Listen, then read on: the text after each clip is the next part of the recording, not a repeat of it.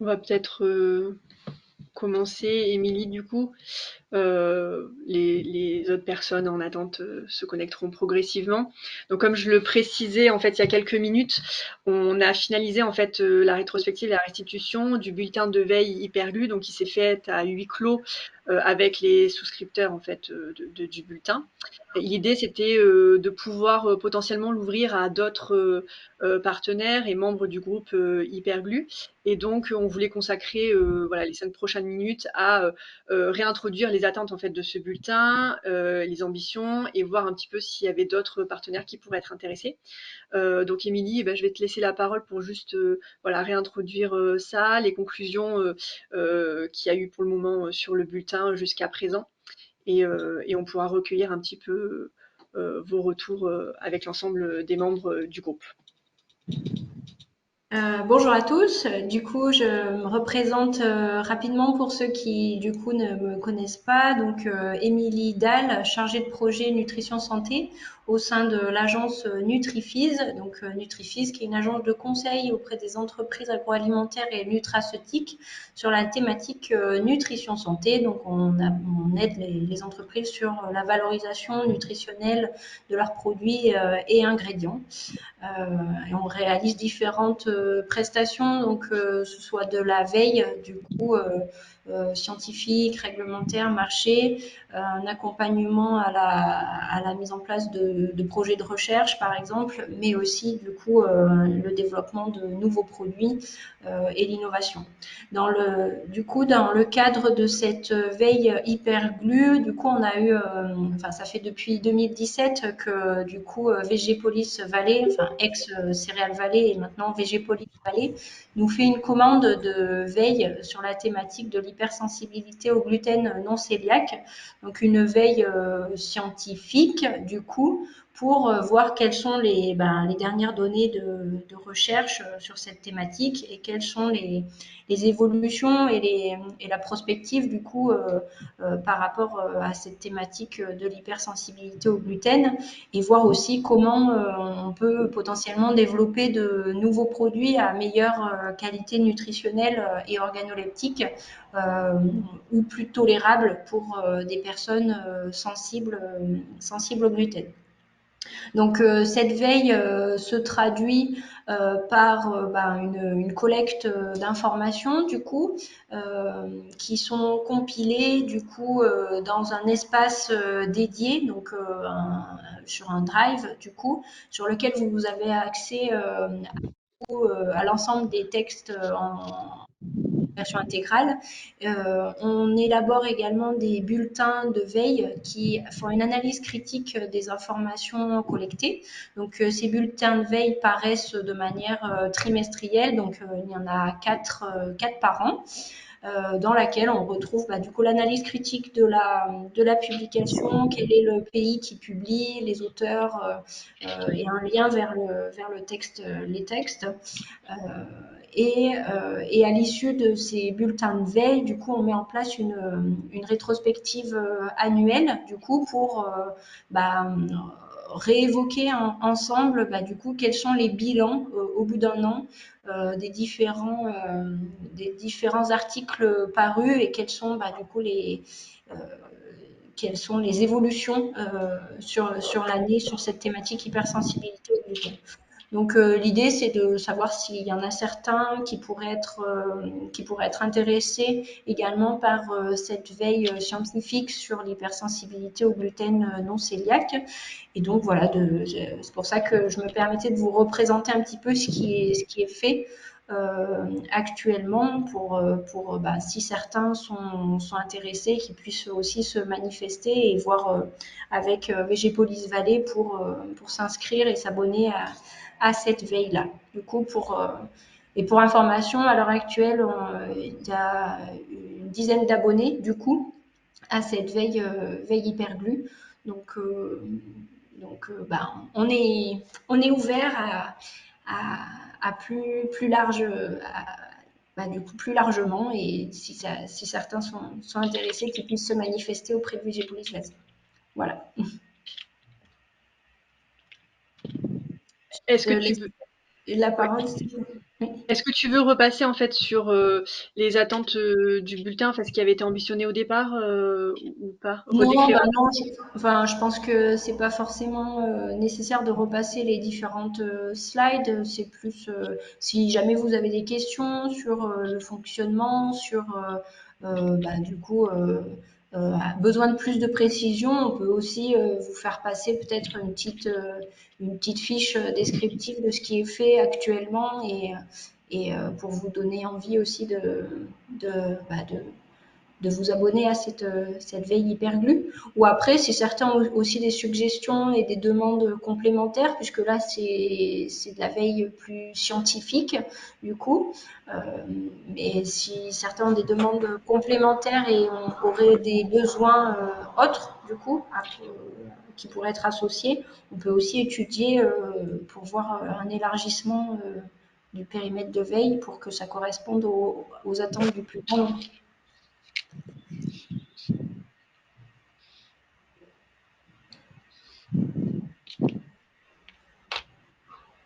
En tout cas, merci beaucoup, Émilie, Magali Conrad pour l'USIPA en tant qu'abonnée à la veille. Je redis ce que je viens de dire tout à l'heure pour les participants. C'est en tout cas, c'est un travail de qualité et qui est quand même pour un prix abordable, ce qui est quand même aussi important. Et ça nous permet vraiment d'avoir une bonne vision de toutes les publications qui sortent sur les causes potentielles d'hypersensibilité au gluten. Et c'est vraiment un sujet important que vous nous permettez de suivre de façon simplifiée avec une bonne analyse et une restitution qui a aussi tout son intérêt. Donc, merci encore. Merci pour ce témoignage. Oui, je confirme ce qui vient d'être dit, hein, comme je l'ai dit tout à l'heure. Moi, je trouve que cette veille est très utile et bien faite. Voilà.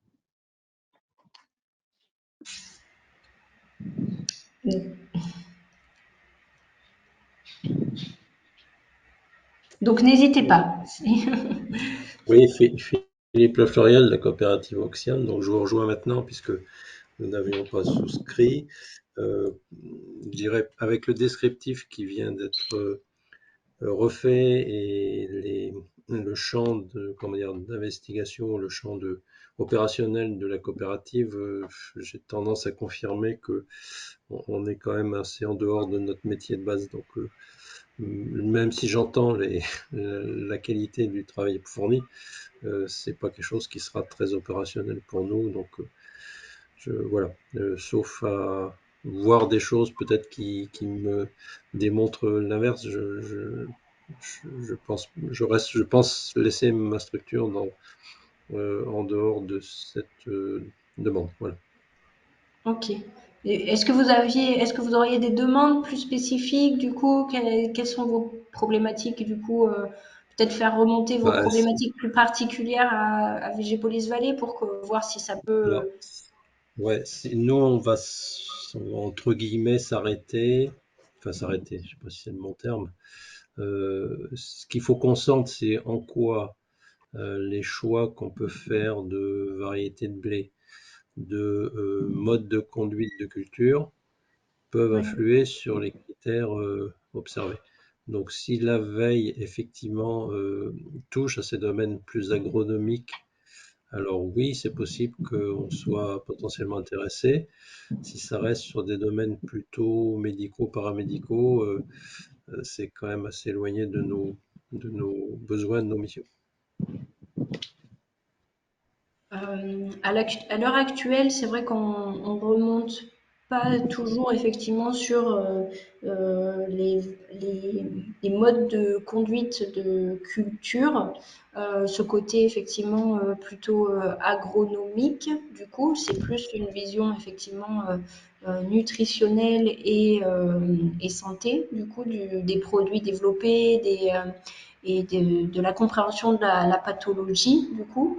Mais bon, après, voilà, c'est bien d'avoir en tête effectivement quelles sont vos attentes plus spécifiques pour faire potentiellement faire évoluer la veille. Ouais.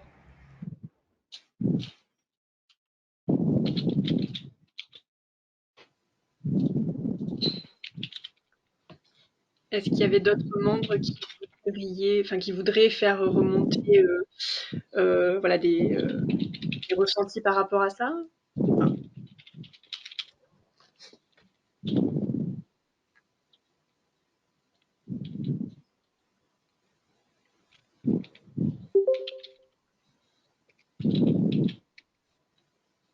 Donc effectivement, enfin pour information, on l'avait pas précisé, Émilie, mais effectivement actuellement, donc il y a une dizaine de partenaires et le coût en fait de la veille est pour le moment fixé et donc au plus de partenaires se rajouteront en fait à la souscription en fait de la veille, on pourra ajouter effectivement des services supplémentaires, hein. C'était ce qui était convenu dans la définition en fait, de la réalisation du bulletin.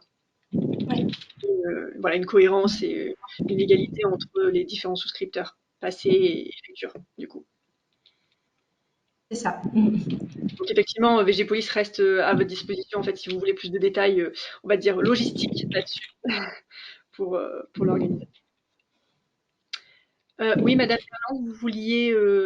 Oui, juste poser une question, peut-être rappeler, parce que j'étais pas attentive au début, le coût et la durée d'engagement, comment ça se passe? Alors, la durée d'engagement telle qu'elle avait été définie, en fait, au départ, c'était sur 1 an. Ouais. Donc, ça avait été commencé en juin 2021 dernier.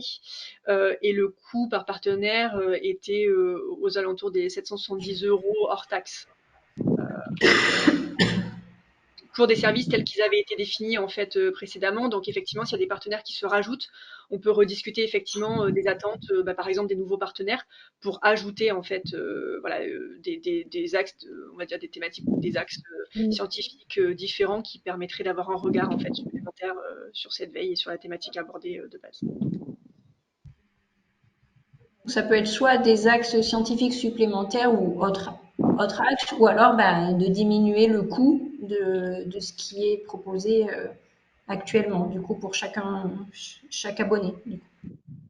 Effectivement, ça sera réfléchi sur effectivement la prochaine année, du coup, pour avoir effectivement le nombre de partenaires total et redéfinir effectivement un coût général.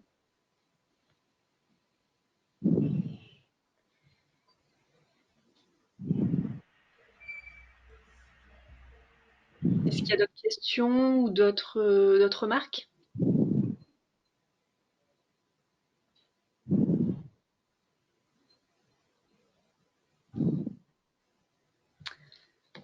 Apparemment pas. Bah, écoutez, du coup, ce qu'on va faire, c'est qu'on reste à votre disposition avec Émilie au cas où pour répondre à vos questions ou si vous avez d'autres suggestions entre-temps à nous faire remonter, n'hésitez pas. Et donc, on va peut-être poursuivre en fait le reste de la réunion, si ça te va. Tu n'avais Oui, pas tout à d'autres fait. éléments Non. Ok, super. Et ben merci beaucoup du coup pour cette restitution. Et puis Merci.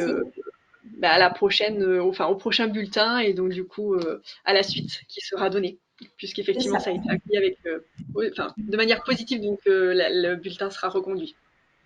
Ça marche. Merci à tous et je reste avec vous, du coup, pour la suite.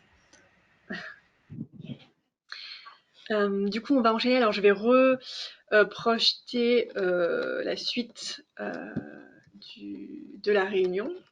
Donc, je m'excuse encore pour les quelques minutes de retard et votre attente dans la salle d'attente pour la réunion.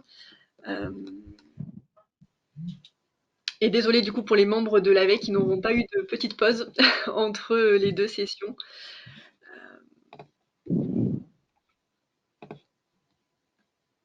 Est-ce que vous voyez tous la projection?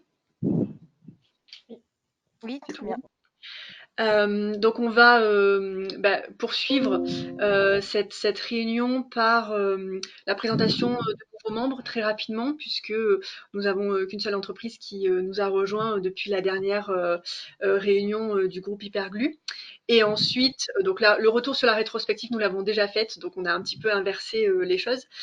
Donc on va directement après passer sur la restitution des projets, notamment avec deux projets qui seront présentés par Madame Sanson Marie-Françoise, à qui je passerai du coup la main pour la présentation du projet gluten mythe ou réalité et Active Appli.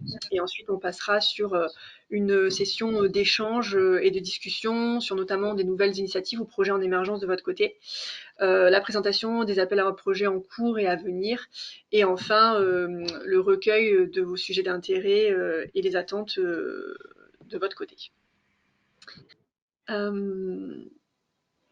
Donc Amandine, je pense, je t'ai vu connectée. Donc je vais te laisser la main en fait pour te présenter rapidement sur ton entreprise avec Étienne Expire. Merci Stéphanie. Du coup, bonjour à tous. Enchantée de faire connaissance à distance. Moi, je suis la cofondatrice du projet Expire, donc avec Étienne, comme vient de le dire Stéphanie. On a rejoint le pôle VG-Polis là en 2022, donc il y a très peu de temps. Et notre objectif, c'est d'aider les particuliers à personnaliser leur alimentation. Pour ça, on développe un test respiratoire connecté, donc un petit peu sous la forme d'un éthiotest, si ça peut vous parler, qui permet du coup d'analyser et de suivre, entre autres, la fermentation digestive. Et on propose du coup une application qui va faire des recommandations nutritionnelles et d'hygiène de vie. Donc, du coup, on s'intéresse entre autres à l'importance au niveau du gluten. Donc, nous, on a pas mal de bêta-testeurs.